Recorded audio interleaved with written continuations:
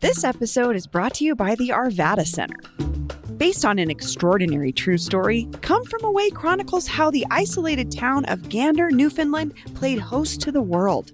What started as an average day in a small town turned into an international sleepover when 38 planes carrying thousands of people from around the globe were diverted to Gander's airstrip on September 11th, 2001. The people of Gander cheered the stranded travelers with music, an open bar, and recognition that we're all part of a global family. This breathtaking musical is a true celebration of hope, humanity, and unity. Come From Away runs March 27th through May 10th at the Arvada Center. Tickets are available now at arvadacenter.org. That's arvadacenter.org. Welcome to CityCast Denver. I'm Bree Davies, and here's what Denver's talking about.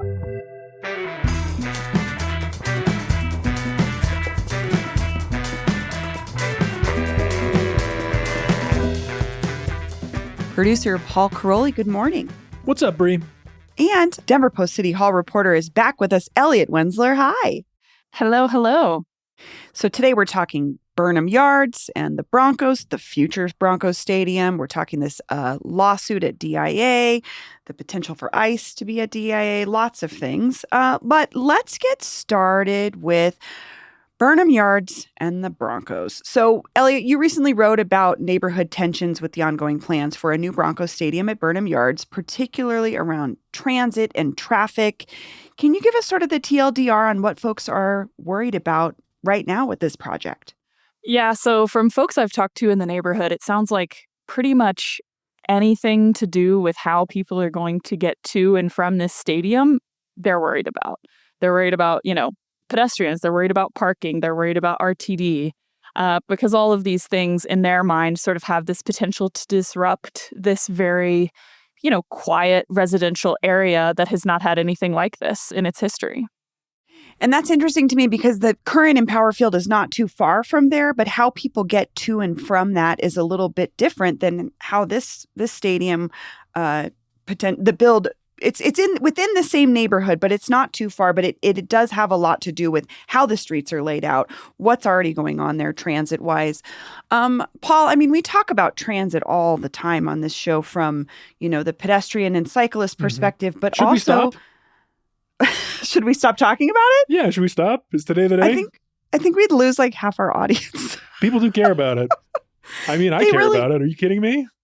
Yeah, and I think this conversation is really interesting because one of the concerns here is like, where are people going to park? But also, can people be getting here in other ways other than driving? And I think that sometimes those things are at odds because, I don't know, the current concerns with the Empower Field we have right now is that it's surrounded by parking lots that don't get used that much. But at the same time, how do you signal to folks maybe driving is not the way? I don't know. There's a lot going on here. Elliot, what were the concerns from people when it came to parking in particular? Yeah, so I think a lot of people are worried about the on-street parking because a lot of these homes are older. They don't necessarily have a garage, built in the backyard. So in front of their houses is the parking that they use every day. It's what their guests use. And so if suddenly on event days, including games and any other kind of convention or concert, are people just going to be, parking in front of their houses, which the Broncos say they have a plan to address that. And the plan is on-site parking. They say that they're actually going to try to have as much parking at this site as they have at Empower. Whoa. Are they talking about burying it? No, they are talking about having like shared systems and some parking structures. And if you guys give me just 1 second, I think it's 7,000 spots at Empower, but I'd love to just double check that really quick. That feels like a lot of parking, but also it doesn't when I think about what does Empower Field seat? 80,000 people? Not to say that needs to equate, but it sounds small, but at the same time, that's a lot of surface space. Yeah, so it's 7,000 spots are currently at Empower. So it's going to just look totally different, though, because they also don't want to have parking surrounding the stadium. They really want it to be this like mixed use development that has a lot of open space and parks and bike and pedestrian trails and apartments and restaurants. So the idea would be for the parking to be like more integrated into the site, using kind of a shared system. I'm thinking with probably like other businesses nearby, and then also parking structures. So like multiple floors. Maybe it goes underground, Paul. I'm not entirely sure. I mean, I'd be looking at that if I were them. That's what's going to make this whole thing look a little less ugly, is if the parking is underground. Although Denverites don't like to park underground. We don't? That's another thing. Is that true? Yeah. Is there polling on this topic? I wish there was polling. We should do a poll. I just have heard from people they don't love parking downtown, parking underground. Like in Cherry Creek, you hear about this? Like the planners all say, like, we actually have tons of spaces, but the underground garages don't get full, and people end up circling around looking for street parking. And the same with the owner of Bojo's actually told me that they were struggling more than they thought, even though they had parking, but the parking doesn't get used because it's an underground garage. This feels like a messaging problem to me. Like the people don't know that doesn't come to mind immediately, so they just don't count on it. I don't know, because I go to the Denver Museum of Nature and Science like at least once a month, and their underground parking is always full. Possibly. Well, and there's not another option though. I think that's a factor there. I mean, they have the top surface lots, but yeah, those are going to get full first. I think another thing that could be a big factor here is how expensive those spots are. Like if 100%. If it's attractive to people who are attending an event to go and park there, seems like it would be a lot easier than, chancing it on finding a street spot. But if it's wildly expensive, people are more likely to try to roam around and see if they can find a spot. But another way that they could deal with that is something they have near Empower Field right now is resident-only parking permits. So up and down the streets, there are signs that say you can't park here unless you have this specific permit. And to get that permit, you have to be a resident. So I reached out to the city and they said that they are considering that. A lot of this is still way too early to know for sure. Many of these things could change, but they are looking at that. And so that could make a big difference in, stopping people from parking in that neighborhood. There's a lot of pie in the sky stuff in these plans. I'm just looking at the map in your story of with all the arrows and there's the yellow parking zones. They have future front range passenger rail stop on the side here. It's a little bit of wishful thinking, I think. Yeah, I was we haven't voted on that yet or the funding for it. So, I mean, I don't know. I mean, you could see how that would fit really nicely into the infrastructure of a stadium built at a historic rail yard. Right. With his existing lines there, too. I guess the timing might not fit perfectly for everybody to make it all fit together. Yeah, I mean, it's all super conceptual right now. So there's a long way to go to see where this shakes out. But I mean, this is the conversations that are happening now and what people speak out about is what is going to end up getting incorporated into the plan later. So even though it is really early, these conversations do matter because they're going to end up in the small area plan, which is then going to inform the policy decisions, which is then going to, make the whole thing happen. There was one big idea that I read about in Denverite a few months ago after one of the last community meetings. I wonder if this has come up again as you've been talking to people more about this, Elliot. So apparently someone at one neighborhood group was at one of these meetings promoting an underground light rail, burying the light rail and putting a station underground. And they were passing out pins with the slogans, "Drop the rail" and "Welcome to the Thunderground," which is very funny. But I kind of like the idea. They were if it went underground, then the pedestrians could walk through and it would connect the area of the park to all this new development. But it wouldn't be all above ground, getting in the way of streets and people and stuff. Has anyone brought that? Has that been a real thing? Is that group still out there working from your perspective? I have not heard anything about that. I also haven't heard anything about, a possible gondola connection with that, idea downtown. So, did you get that press release from him too? Apparently yes. He's putting on I'm going to be there for sure. 100%. I'm on gondola watch. He's going to have prototypes shown off at the Denver Post building. Yeah. Wow. Okay. Wow. Okay. Ryan Ross. I mean, there's a lot of interesting ideas. Yeah. And the underground nature of transit is not new by any means. Big, New York obviously is probably our greatest example in America, but that doesn't that mean it's expensive to probably. build? That feels Much more expensive. I mean, we heard this with the BRT project is like they're not doing a light rail because the rail line itself is so expensive to build out. I can't imagine building one underground.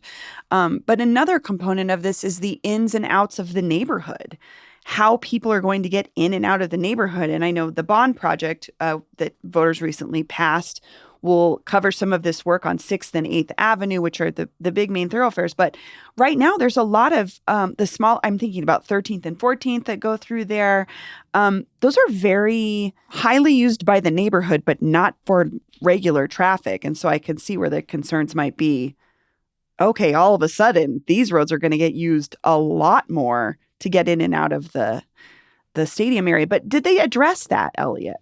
So the team is saying they pretty much want to try to direct people into the site through like the north and south parts of the of Burnham Yard. So for listeners, I would suggest going and looking at this map that we have in the story. I think it helped me visualize the way that that they are picturing this working. So yeah, I think they also are trying to, again, you can't really people have free will. If they're going to go through the neighborhood, they're going to go through the neighborhood. Right. But they're trying to find ways to not force anyone to go through there and to make it as easy as possible to enter through these main avenues, coming up from 6th and 8th and I-25 are going to be some of those main ways. But one thing I think is interesting is some of these added street connections that you can see in the map that we have here. So something that they have is a suggested connection from 8th Avenue to Osage Street. And that may only be interesting to folks who live in that neighborhood. But there's actually a lot of people that do use this, the south part of the site, at least. I'm on 8th Avenue almost every day. So I will be really curious as a Cap Hill resident, not an immediate resident nearby the site, but I'll be curious how some of those streets get added in there and what it means for me getting across town. It's just so clearly going to be massively transformative, but it's also very difficult to see how. Yes. And I do wonder who is in charge of that vision and who is really going to be making that decision. Who's really in charge of it? Yeah, because I don't know where. I mean, I understand there's this, plans, and there's city planners are going to have some say in this, but I don't know how that's actually going to be negotiated. Is the public going to have really a voice in this, or is this going to be some backroom deal? Yeah, and also it's one of those things that, again, it's hard to visualize for folks that part of this area has not really been accessible to people who aren't working in the rail yard for a long time. So it's hard to visualize where this is even going, let alone where the stadium is physically going to be built, but let alone how you're going to get in and out of there, which is, yeah, it's hard to picture. I have to be honest with you. I travel this area every week and I can't picture this giant stadium. Totally. Actually, that's so validating to hear you guys say that too, because, I'm the reporter covering this and it's been hard for me to visualize as well. I've been staring at these maps and, I also take 6th all the time. And so for folks who are driving, in that little corner of you're driving west on 6th before you cross over I-25, if you just look to the right, safely, of course, that's where the site, that's the south boundary of the site. So that's where you can try to picture this. But again, it's really just, it's going to be massive. And to your question, Paul, about is the community going to have a say in this? I think the community benefits agreement is probably going to be the biggest way that residents can inform what happens here, but it does have its limitations. So residents will be able to work with the Broncos to say, we want to see a local give back to businesses. We want to see you use some of our local restaurants inside at for concessions, put up local art from this neighborhood, things like that will for sure benefit the community, but they won't be able to say cash potentially. Yeah. One question I had was, could you say, we want you to add more bike lanes to this entire area, or we want you to pay for more bike infrastructure to get into this site. And what I was told is that because that would involve a third party, the city, that means that the community benefits agreement can't actually require something like that, because it wouldn't just be between the Broncos and the neighborhood.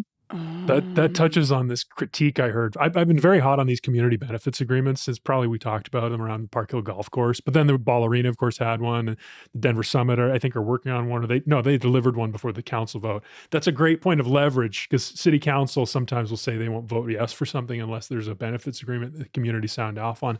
But this person I was talking to, they made the critique that whoever signs on to this agreement, it's their responsibility to sue, to defend the whatever was negotiated. If the Broncos violated their commitment to, give a big fat wad of cash to all the neighbors in a certain neighborhood, then those community groups or whoever is signatory to the agreement would be responsible for suing to defend it.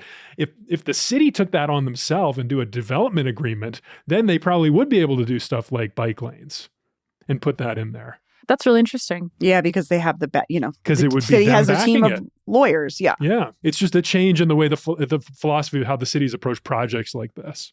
Yeah, I didn't think about that approach. Yeah, you're right. That's a really interesting question. And one more thing I want to acknowledge here is the way that we've been discussing the ins and outs of this neighborhood are very car-centric and car-heavy. To be fair, the infrastructure that's been put on top of this neighborhood over the last 50 years is really car-centric to begin with. So figuring out ways to address that from the pedestrian and bike perspective really does take a pretty deep reimagining that I think people want. But the reality is who will use it, or how will these things be used or made easy enough to be used? Because that's the other thing is it's easy to drive when there's a parking spot for you. Is it easy to walk or ride your bike if those opportunities are not created to be safe for people?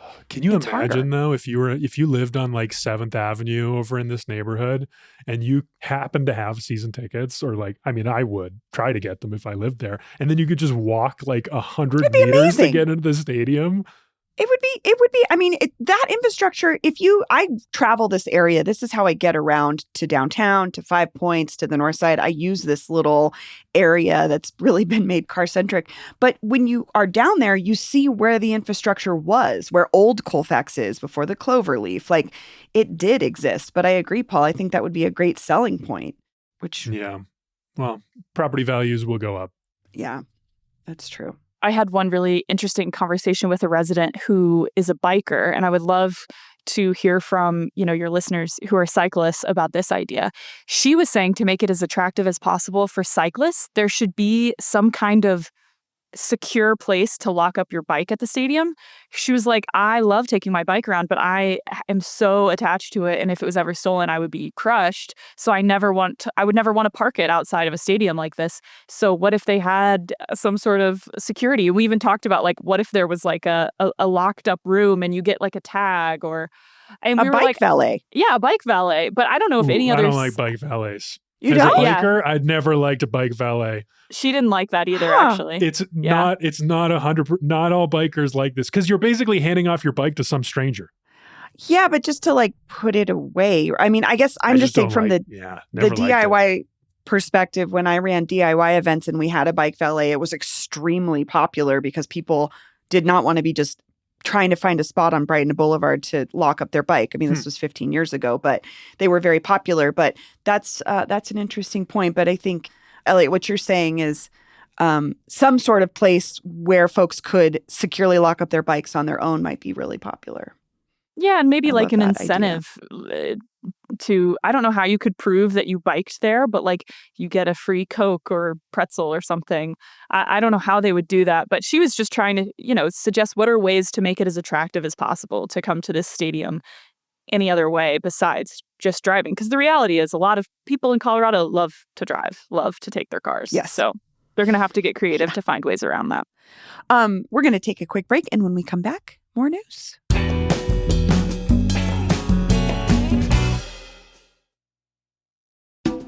This episode is brought to you by Cozy Earth. What does comfort that carries you from morning to night feel like? This March, Cozy Earth crafts every piece with care. From soft, supportive socks for your steps through the day to breathable comforters that help you rest deeply at night. Every detail is intentional, so your everyday feels quietly elevated. Cozy Earth socks come in 4 versatile styles: calf, quarter, ankle, and no-show. And each pair is crafted with care to fit seamlessly into your routine. feel like I wash my socks like multiple times a week so I can just keep wearing these same Cozy Earth socks. But the fact that they fit perfectly into my Uggs was like, these are the best socks that have ever existed. And let me tell you about their comforters, which are designed with naturally breathable, temperature-regulating materials that help your body settle and keep cool, calm, and gently supported throughout the night. Head to CozyEarth.com and use code CozyDenver for up to 20% off. And if you get a post-purchase survey, be sure to mention you heard about Cozy Earth right here on CityCast Denver. Experience the craft behind the comfort and make every day feel intentional. Hey, did you know CityCast Denver has a perks program? Every week, we're highlighting some standout deals from our favorite businesses in town to help you support local and save some money. It's a win-win. Here's a highlight from this week. Coming to Denver or planning a staycation? Reserve your Mile High Experience box with Green Door. Choose edibles or flour, plus Colorado-made snacks and travel essentials, ready for pickup at our trusted local dispensary partner. Everything you need to elevate your trip and enjoy local experiences. And you can use our code DENVERPERK for $10 off. These businesses are offering deals to CityCast readers and listeners because they know you're the most engaged and passionate Denverites. To see a full list, just visit denver.citycast.fm/perks. It's a great way to check out new restaurants, shops, and events in your city without breaking your budget. And I love that for you. And by the way, if you have a local business, you can offer your deals on our perks page too. Visit denver.citycast.fm/perks to learn more today. Okay, we're back. Next topic, DIA, President Trump. There's a whole lot of things going on here, but over the weekend, President Trump announced plans to send ICE agents into America's airports to help process these long security lines while the shutdown of DHS continues. Denver is not on the initial list of deployments, but there's plenty of reasons we think it could happen here soon. Like some of the allegations that have been made in a new lawsuit that was filed last week against the city of Denver and some of Mayor Johnston's top appointees. Paul, can you give us the rundown on this lawsuit? Yes, this is a very interesting lawsuit from a very high-ranking and influential person at the airport, Everett Martinez. He was the airport's general counsel and executive vice president, and apparently over the last 2-ish years, he has been dealing with escalating tensions with some top political appointees of Mayor Johnston and the city itself, which seem like they are reflected across the whole Johnston administration and the airport administration. Seems like there's a lot of tension. But Martinez says that he's been retaliated against from May 2024 through January 2026, that the defendants, the people he's suing, initiated and continued a pattern of escalating adverse actions designed to punish Martinez's protected expression and conduct, as well as coerce his silence. So he is suing them for a variety of claims related to the First and 14th Amendment. This quote struck me from John Ewing, a spokesperson for the mayor, called the lawsuit's allegations, quote, horse shit from a disgruntled employee. But these allegations, I mean, they're more than just the airport, right? I mean, I hate to say this, it brings us back to the Park Hill Golf Course too, right? Park Hill Golf Course is involved. Yeah. So that's the one never-ending Park Hill Golf Course saga. Continues to be very funny and make people disagree. But the part of the lawsuit that relates to the Park Hill Golf Course it seems like this was the first main complaint that Martinez had. When in May 24, he learned that the mayor was proposing a land swap of airport land for the Park Hill Golf Course land. If you remember, West Side Investment Partners owned the land, wanted to develop it into housing and a park and stuff. And then the people said no. The vote of the whole city was like, no, we should actually turn it into all a big park. And the mayor then, in an effort to execute the will of the people, organized this swap with West Side, and he was going to offer from the city's perspective, 165 acres of land that the airport owned. And so Martinez, being the airport's general counsel, was like, I don't actually know if we're allowed to do that.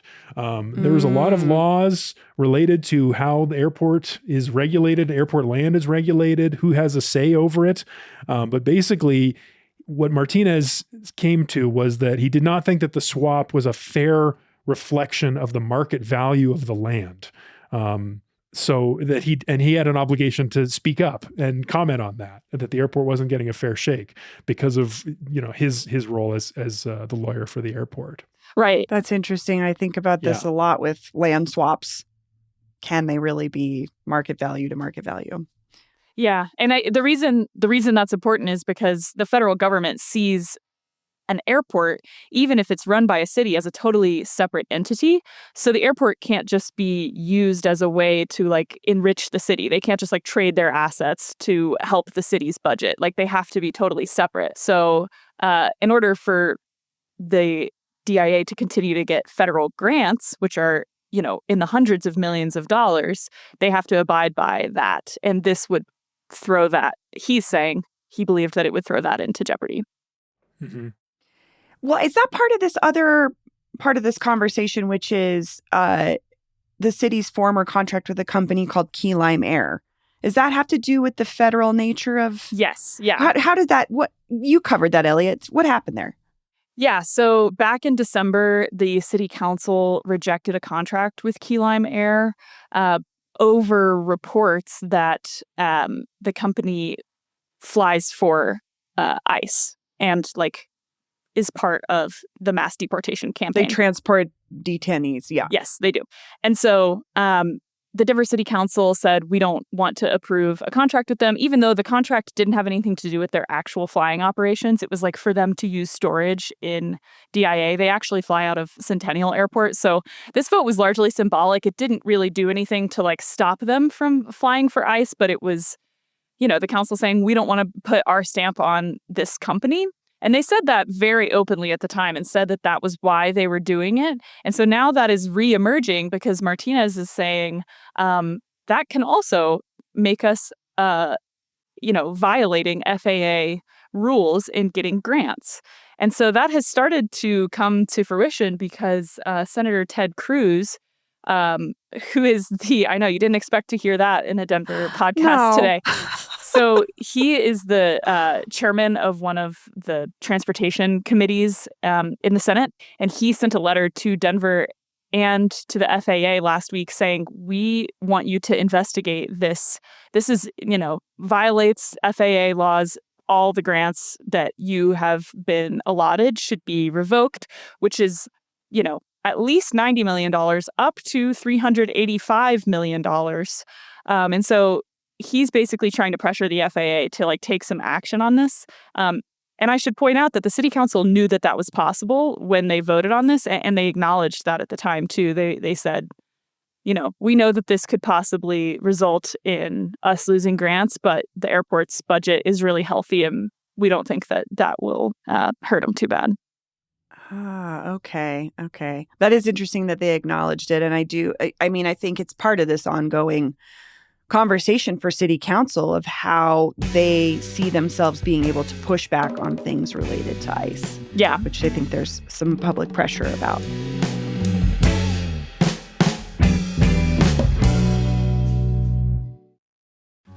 Hi, CityCast listeners. This is David Plotz. I'm the CEO of CityCast, but I also have another job.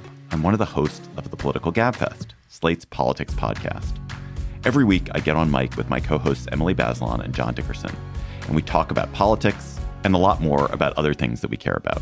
The Gabfest has been going for more than 20 years because the three of us love talking to each other, and we have an amazing community of listeners.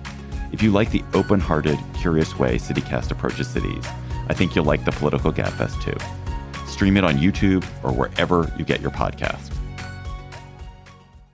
So circling back to the lawsuit, though, Martinez, that's another thing that he brings up in his lawsuit against the city, is that he told them at the time that that was a risk. And he actually said it could be way more than the 90 million. And he said, I think that they're not understanding actually how much money this could cost the airport.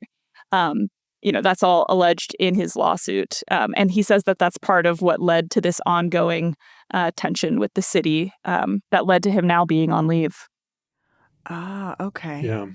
If you read the lawsuit, you can see that he was passed over for a promotion and a raise recently. And that's where it gets into the personnel aspects of this. It sounds like folks just did not really get along. And part of it was these divides over how much exposure to federal retaliation folks were open to. But it can't explain that a little bit more, Paul. What, the retaliation? Yeah. Well, that's what Ellie's talking about. These grants that the FAA could revoke if City Council made this vote for exclusively ideological reasons, then they would be exposed to losing all this money. Same thing with the Park Hill Golf Course. If they did things a little bit more above board, as Martinez would allege, there would be less liability. What do you think, Paul, this says about the Johnston administration in general? Because all of this has happened since he was elected. And I just wonder what you think that is in the larger context of how folks see the administration. Well, I think part of it is just Johnston likes to have his own people around him. Like, he doesn't like really detractors. He likes to, what he does is he does the research on the biggest issue of the day, and then he finds the problem or finds the solution he thinks is the most appropriate, and he goes as hard toward it as he possibly can. And so someone at the point of like, hey, maybe that's not a good idea, like someone being the voice of slowing things down and being a little bit more careful, that's not his style. That's not his style of leadership. And the other piece is, if you think about who runs the airport, Phil Washington, also a political appointee, but an appointee of the previous mayor, Mayor Hancock. I could see Mr. Mayor Mike Johnston just wanting his own people in there to fly in the same direction he wants to fly. So where does Phil Washington fit? Because he's the CEO of DEIA, right? Yeah. That's his role. How does he fit into this conversation? Like, I guess, could he? Well, he's an appointee, right? So he could be replaced. One, he's Martinez's boss. Okay. And two, he serves at the will of the mayor. The mayor could remove him and hire someone else. But then the other piece of this, the third real serious allegation in the lawsuit, is that these same folks Martinez is suing have apparently been trying to oust Washington.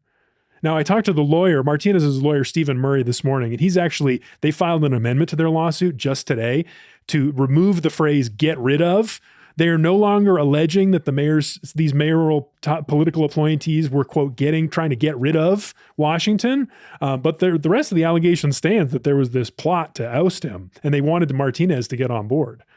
Like, they clearly did not think Martinez was doing what they wanted. Murray says he has no idea why that plot existed, and merely this lawsuit alleges that it happened and that they did try to get Martinez on board. Okay. Another kind of interesting there are actually a lot of really interesting allegations in this lawsuit. Our reporter Shelley Bradbury wrote about it for us, but I went back and read the lawsuit as well. And he's alleging that there was a lot of kind of that he was pressured to keep things from the FAA in multiple situations and to not file things and to basically try to make the city's position look stronger than it actually was to try to prevent these grants from possibly being taken away. So he alleges that he was directed to start an investigation into Key Lime Air over safety concerns, basically so the city could, cover themselves and say, oh, no, it wasn't just because of the ice flights. It was actually because of all these safety concerns. We just didn't mention that publicly. The city, of course, says that that's not at all true, but it's an interesting allegation, and it's kind of one of those big if true things where we're going to see this play out once the city responds. But, I'll be really interested in getting to the bottom of how this works, because I think it could reveal a lot about how the administration works if it is found to be true. And again, I have read a lot of complaints in my career as a journalist, a lot of legal lawsuit complaints that are very convincing and very compelling. And then the response comes and you realize that it's actually way more complicated than it seemed. So I'm definitely going to be kind of holding my judgment and belief until we have a lot more information here, because really we just have one side of the story right now. Yeah, that's a good point. It is a compelling side, though. I want to give one more quote here. There was apparently a retreat for top city officials and airport people, I guess, were there back in October of 2025. And So I'm quoting from the lawsuit. At this retreat, a colleague jokingly asked if the mayor wanted to, quote, fire everyone. City Attorney Miko Brown looked directly at Martinez, quote, actually, I'm sure there's a few people he'd love to get rid of. I love the at a retreat. And the eye, like just describing this. This is what I'm going to go back to one of my favorite shows of all time, The Hills. Half of The Hills was just watching people look at other people and thinking about what they're implying by looking at them. And that's a really funny thing to think about. But it's such a real part of human interaction. You know what I mean? But it is hard to put it into words on paper and hope that that translates to something that people that could be something you can take to court. Determine whether or not ICE agents are checking your backpack at the TSA line at DIA this week, for example. The fact that it could be a look between colleagues at a retreat. Yeah, that's a big piece of this. That's the impending point too, is like, are we going to see ICE agents at our airport, which I don't love the thought of. That feels very loaded in many different ways, but I don't know. We'll find out. It does seem possible that all of this could kind of refocus the federal government onto Colorado and Denver. So it's possible. I wondered how that would play into this because, Paul, we've talked about this piece a lot on the show when it comes to many different politicians, particularly with Governor Polis, just like, how do you act towards the presidential administration in a way that doesn't get you in the line of fire, but also stands up for what you believe? It seems to be an ongoing dance that now every department may be playing it. I mean, there's disagreement over how to do it. I think that's what the lawsuit is about. There's disagreement about how aggressive to be, to protect Denver's ability to do what it wants, to implement the values of the people here versus risking the blowback from the federal government. Yeah, how to take a stand, if you should take a stand, when do you take a stand, and how do you do that? Well, I'd love to hear from folks about have you been to the airport lately? Because again, this is all an issue with TSA because of the government shutdown. Let us know what you think. Have you been to the airport lately or how you think things are going? Give us a call, 720-500-5418. Paul Elliott, thank you so much for joining me. Thanks for having me. See you next time, Bree. That's all for today here on CityCast Denver. If you enjoyed this show, why don't you take a minute to tell DIA General Counsel Everett Martinez about us? Rate the show wherever you get your podcasts, follow us on Instagram and TikTok, and subscribe to our morning newsletter at denver.citycast.fm. We'll be back tomorrow morning with more news from around the city. See you later.